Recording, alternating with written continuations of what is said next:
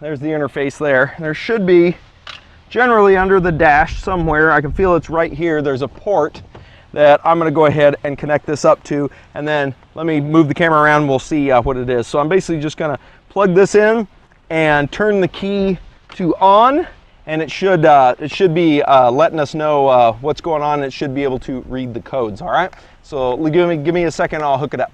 Okay guys, so I've got it plugged in essentially, and all I did was just plug it into the port and turn the key to on. Now the minute I plugged it in, it came on. But anyway, I turned the key to on because the other ones that I've used, you have to have the key to on. So it looks like we've got a few different things. We've got diagnostics, DTC lookup, tool setup, and then of course it's got a help menu. Pretty good tactile buttons here. We'll go ahead and we'll hit diagnose. It'll process. What it's going to do is it's going to read the CAN bus and tell us if there's any problems. Now, I've just noticed that I replaced some sensors a while back, and I thought the engine light was still on, but it turns out it wasn't. So if you look in here, if you look at this, I don't know if try to get the glare off of it, but it's got DTCs and ECU, which is the codes.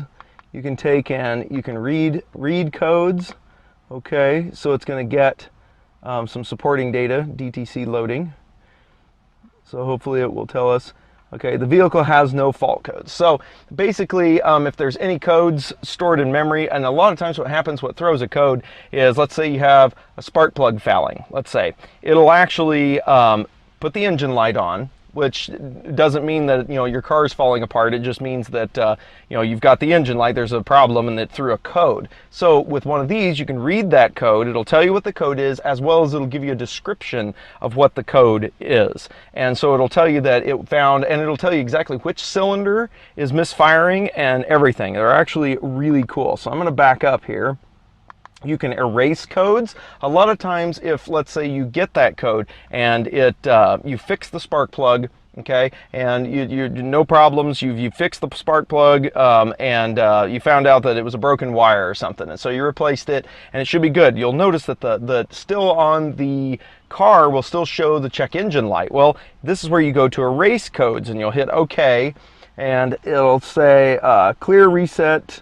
Emission related diagnostic information. Are you sure? You'll hit OK. If not, you'll hit backwards, and it'll basically run you through all that. Now, it also has other things that you can do. It's got data stream, it's got freeze frame, O2 sensors. We all know that O2 sensors have problems.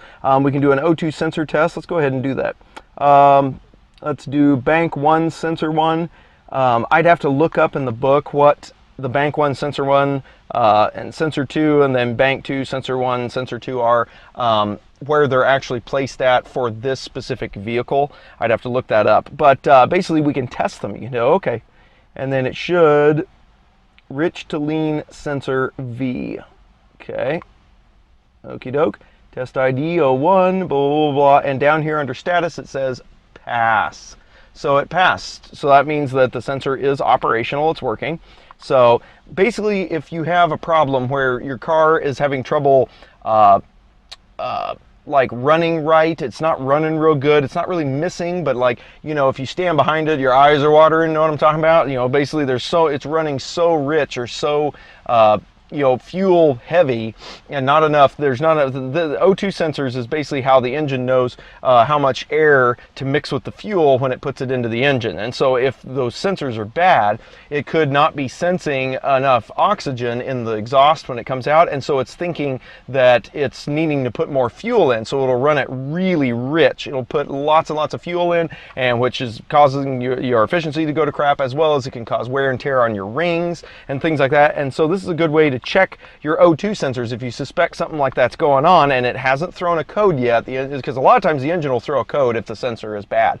But if it doesn't and you're wondering about it, you can use this cool little tool, here we go, to check this one. See, that one passed as well. So you can check your O2 sensors with it, which is actually quite nice. Let's see, what else do we have here? We've got onboard monitoring, evaporation system mode 8, so you can change up how your evap system works, and then you check your vehicle information. It'll actually pull out the VIN number, the CID, CVN. It'll pull out all that information just by reading the CAN bus. It's actually quite slick. So having one of these tools is very, very nice. Like I said, you can erase codes, you can check out O2 sensor test, just all kinds of stuff. Are you sure to exit the diagnostic function? Yeah, sure. So that's for diagnose. We've got the DTC lookup, which, oh, I can't remember what that is. Oh yeah, it's for the different codes that it pumps out. You can put in the code number that it pumps out and it'll look it up and tell you, I think, more information about it.